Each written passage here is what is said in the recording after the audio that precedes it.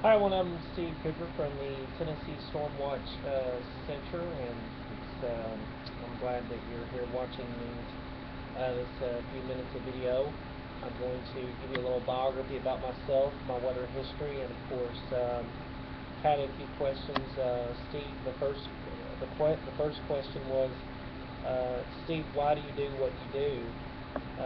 Posting four-handed information from the National Weather Service office when in fact they have the weather radios and all these other sources. Well, that is true.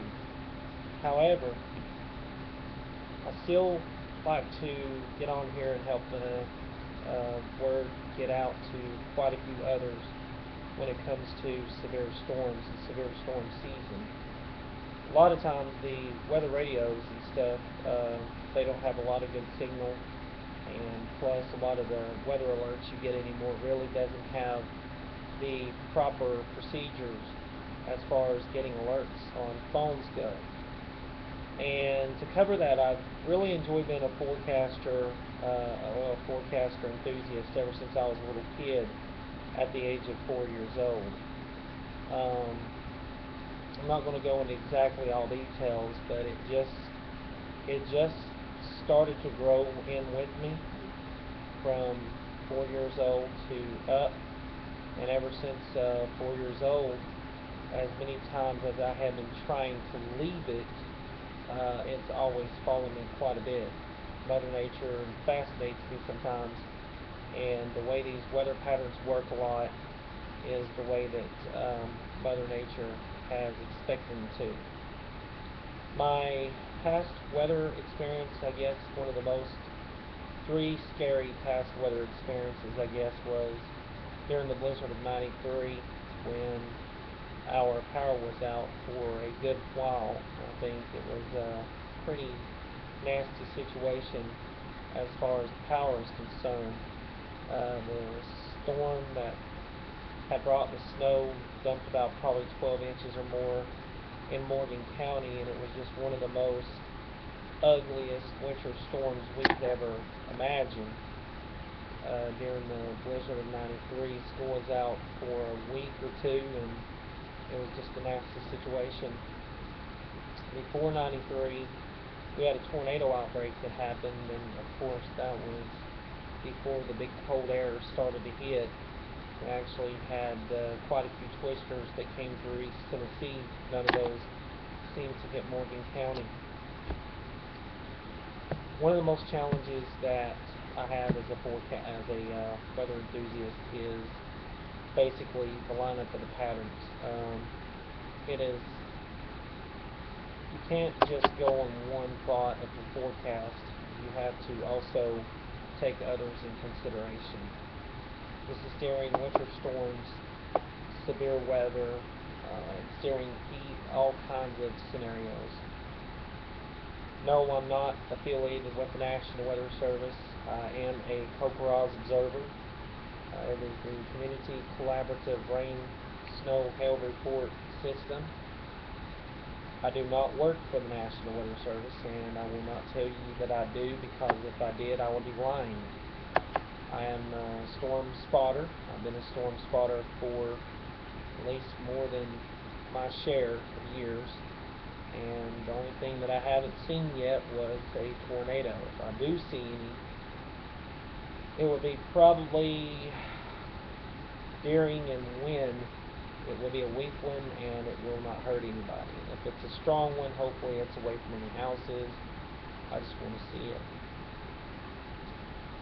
I do believe in chasing your dreams and not giving them up.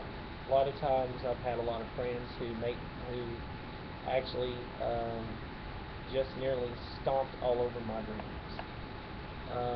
Who basically were supposed to be my friends but really weren't. And there's a lot of them out there that's like that. However, I'm not here to talk about friends. I started out as a weatherline forecaster at, well, about 3 years ago, 4 years ago, and as far as the accuracy goes, um, really depends on how the models turn out as far as the accuracy is concerned. A lot of times, when you think you can have a forecast pinpointed, there's always something that turns around much differently. and that's what captures any type of wind and all the other stuff that happens. Whatever the situation is, it's always something that will turn. I remember a significant forecast event in 20, I believe it was around 2010, no, it wasn't 2010, it was around 2009, when we had a huge winter storm came through, and it was to bring the possibility of thunderstorms later that afternoon. Instead, the coldest air that was way off to the northwest of Kentucky remained there for at least a couple of weeks, for at least a couple of days or more. Then it really slid further southeast, making conditions favorable for potential for some snows later that night.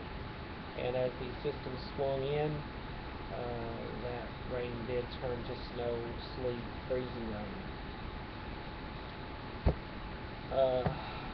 One thing I do want to alert people of, especially if you are a weather enthusiast, don't get yourself ahead of the National Weather Service.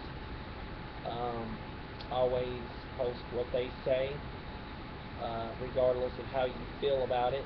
Usually always the National Weather Service knows a whole lot more than what we all know, and they do a really great job.